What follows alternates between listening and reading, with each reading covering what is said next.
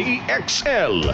Si Ginoong Carlos Miguel Uñate ng Trade Union Congress of the Philippines, tagapagsalita po siya, makakasama ho natin.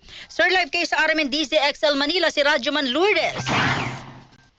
Ay, magandang hapon po, Radyoman Lourdes, at sa lahat po ng ating mga masugid na taga-subaybay. Nagsimula na po sa buong bansa po ito, yung mga government workers 4-day work week.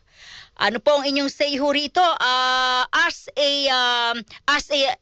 spokesperson po ng TUCP?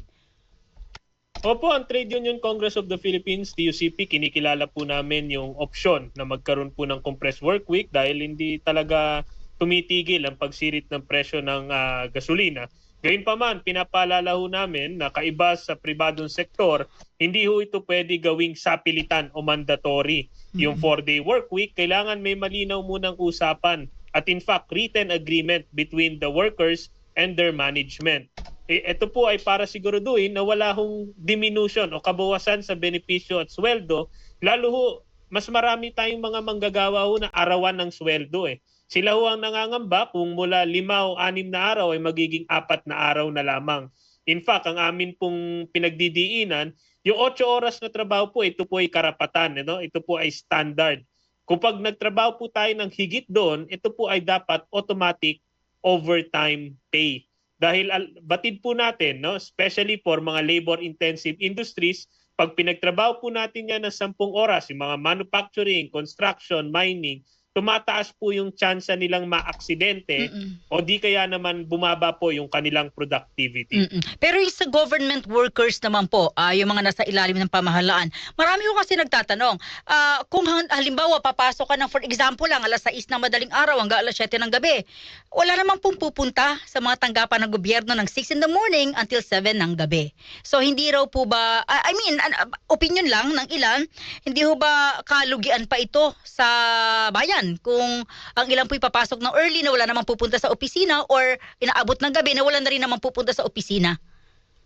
Opo, ang existing po na Civil Service Commission guidelines, yan ang nag-govern sa ating mga government employees.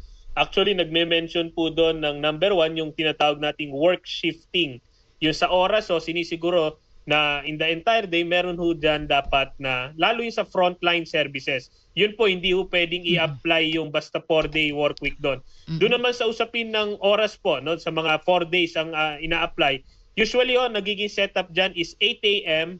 to 7 p.m. po ng gabi. 8 to 7 po ang magiging trabaho ng mga 4-day work week. Ito po yung mga executive offices. Pero kung patungkol ho sa mga frontline services at yung mga emergency services, yan po hindi ho talaga pwedeng gawin yung 4-day work week. Pero kung gusto ho nating maibsan yung hirap ng ating mga manggagawa sa pampublikong sektor, ay pwede po yung work shifting. Para po yung isa, Monday to Thursday, yung iba hanggang Biyernes, ganun po yung pwedeng. Okay, para kumpleto sa Monday to Friday ang tao sa opisina. Tama po kayo. Oo, kasi baka isipin ng lahat, baka Monday to Thursday na lang. Pupunta ako sa opisina alas 6 ng gabi. Parang aksaya na sa oras ito, baka hindi na ako makauwi. Pero so linawin ko lang, merong dapat tao mula Monday to Friday, shifting na nga lang. Tama po kayo, hindi po magsasara dapat ang pintuan ng pamahalaan. In fact, may mga iba pa pong ahensya na meron din silang skeletal workforce naman during weekends, lalo kagaya ng Sabado, kasi marami tayong mga kababayan na may pasok sila Monday to Friday, gusto nilang umano ng government service, pwede sila Sabado. Doon sa may mga skeletal workforce naman po. Sa private sectors po, meron na hubang kumagat dito, Ginoong Uñate? Apo, yung sa pribadong sektor, hindi naman ho ito first time. Kung matandaan nyo po yung pandemic, yan ho talaga ang pinakamabilis na pag-shift sa alternative work arrangements. Kaya nga nagpasa pa tayo ng batas, actually in telecommuting law, para naman dun sa mga work from home setups. Karamihan ho ng mga trabahong nakaganito na 4-day work week o hybrid o work from home ay mga office work po. Yung mga trabaho sa opisina. Pinapaalala lang din namin na kung sakaling mag-work from home na naman tayo, kagaya nung panahon ng pandemic, dapat naman yung internet allowance at yung electricity allowance ay ibigay naman ho ng employer dun sa ating manggagawa. Kasi ayaw naman po natin na yung manggagawa na naman ang siyang magtitiis at magsasakripisyo dahil po sa krisis na ito. Dapat lahat po tayo dito sharing ng burden. O electricity at internet allowance. Meron ho bang nakalagay na, kung magkano per day, per month, per 15 days?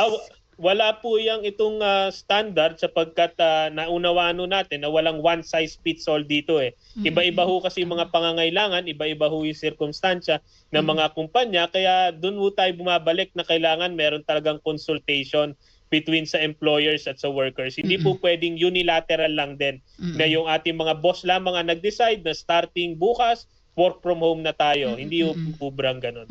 Okay. Nanawagan ang Malacanang na tayo pong lahat ay magtipid. Oo. Pero si Pangulo Marcos po doon na ho sa Amerika ngayon. Ano po yung stand dito ng TUCP? Opo, nakakaisa naman tayo nung pamahalaan na magtipid, na napakataas ng presyo ng gasolina. Pero we have to walk the talk eh. Kaya kami ho, nanawagan kami na kung talagang seryoso tayo na maibsan yung hirap ng ating mga manggagawa, bukod pa sa fuel subsidy o yung staggered na increase, pero at the end of the week, talagang papasanin din lalo nung ating mga jeepney driver, chopper at tricycle driver, napapanahon na hong suspindihin yung excise tax sa petrolyo. At ito naman po, basta i-certify as urgent ng Pangulo, mabilis pa sa alas 4 maipapasa po yan ng Kongreso. Gayun din, wag ho nating kalimutan, ang susunod dun tataas na presyo kuryente naman. Mula pa po last year, sinusulong na ng TUCP yung pagtatanggal ng 12% na VAT sa kuryente. Pag tinanggal din natin yan, 12% na VAT, i-certify as urgent ng Pangulo. Doon po sa excise tax, sa matitipid natin doon, mga 10 piso kada litro. Napakalaki ho no? Makakalahati niya itong parating na increase. At doon naman po sa kuryente, mga 10% to 12% na price reduction doon sa presyo ng kuryente. So, kailangan natin i-walk the talk natin, i-certify as urgent natin itong mga panukala na ito. So, parang hindi seryoso si Pangulong Marcos kasi ang tagal pa nitong yung mga sinasabing dapat ay bigyan ako ng kapangyarihan, dapat ay tanggalin yung excise tax. Ang hinihingi po natin ay yung kagyat na certification as urgent o kagyat na sulat man lang po. Kasi tandaan natin, this is a race against time po eh. March 18, matatapos na ho yung Kongreso, mag-a-adjourn na muna. Ang balik po niyan, Mayo na. Yung crisis po na ito, kasalukuyan, talagang inuubos po yung take-home pay ng ating mga manggagawa. Pinag-usapan natin minimum wage, yung ating po mga chopper, below minimum na po yung nauuwi nila dahil sa almost higit 20 pesos na increase sa diesel. Baka may makuha naman si Pangulong Marcos doon sa Amerika na mga langis pagbalik niya. So sa tingin niyo ba, pupuntahan ko lang po may magandang impact naman itong kanyang biyahe at makatutulong sa sitwasyon natin ngayon? Sana po ma-present doon ni Pangulong Marcos sa United Nations sa New York yung atin dapat kaisa po tayo doon sa panawagan ng kapayapaan. Tigilan na ho natin itong gulo, out of nowhere lang biglang magkagulo dahil napakalaki ho ng dagok Ang naapektuhan hindi naman po sila yung mga naglalaki ang bansa sumasali rito. Ang pinaka naapektuhan nyo yung karaniwang mamamayan, lalo yung ating mga kababayan. Sana din po ay doon din maiparating din ng ating Pangulo yung kakahalagahan ng tinatawag nating humanitarian assistance. Yung ating mga kababayang nais umuwi yung repatriation.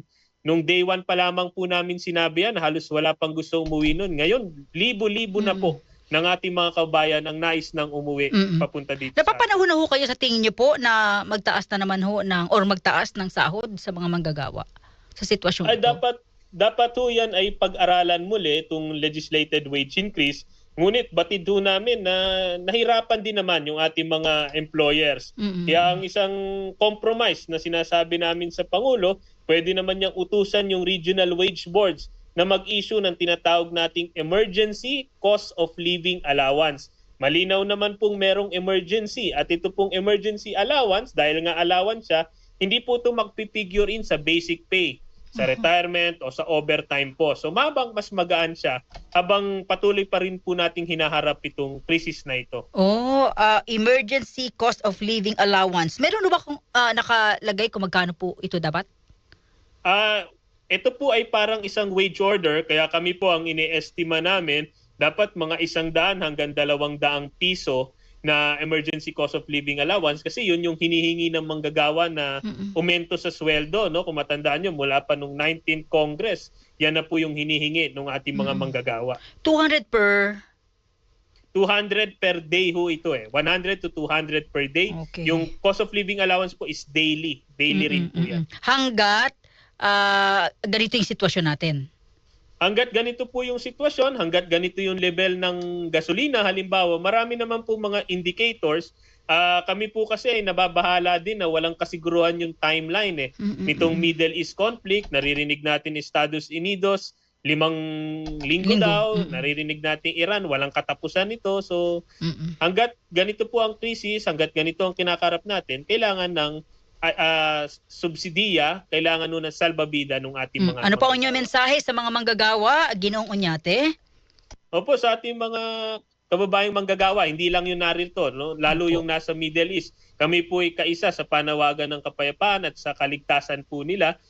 Sana po, no, marinig muli ng pamahalaan na kailangan ho talaga ng repatriation ng ating mga kababayang nais umuwi. Sana may naghihintay hong oportunidad dito. Dito naman sa mga kababayang manggagawa po natin rito, no, paalala lamang na hindi po dapat manggagawa lang ang nagtitiis, nagsasakripisyo sa gitna po ng krisis na ito. Kailangan magsama-sama po tayo, yung pamahalaan, bawasan nyo o tanggalin man lang yung buwis sa gasolina at sa kuryente kasi napakataas na ng presyo, binubuwisan pa natin. At yung sumunod ay pag-aralan natin muli yung aumento sa sweldo o emergency cost of living allowance man lang para dun sa ating higit 5 milyon na minimum wage earners po. Maraming salamat, sir. Mabuhay po kayo. Good afternoon. Maraming salamat din po at mabuhay po kayo.